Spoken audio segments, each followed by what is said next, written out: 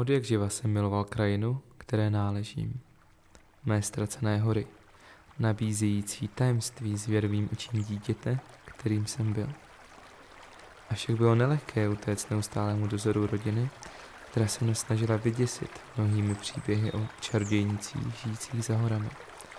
A to pokrylo okolní lesy hávem utkaním stajů a legend.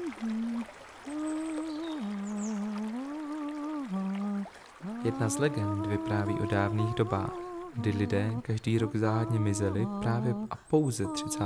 dubna. Údajně se zmizení začaly objevovat o mnoho století dříve, v dobách temna, kdy lidé upalovali čarodějnice na hranicích. Tehdy se začaly čarodějnice mstít.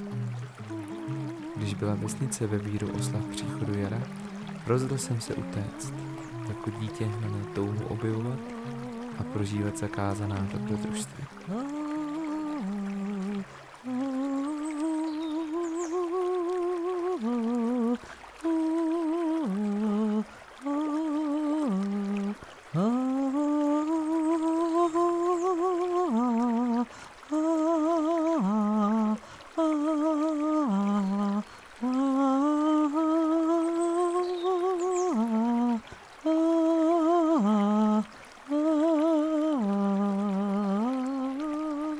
Překvapilo mne, že se někdo další rozhodl opustit oslavy našich pradávných tradic a nepřipojil se ke zvyklostem dodržovaných celým městem.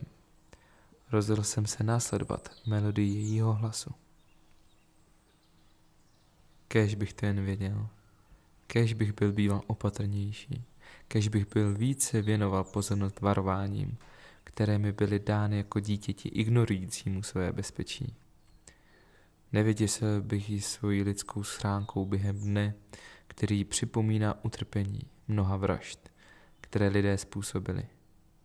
Stále bych žil se svým strachem z tajemna, avšak teď už jen mohu zpívat její píseň.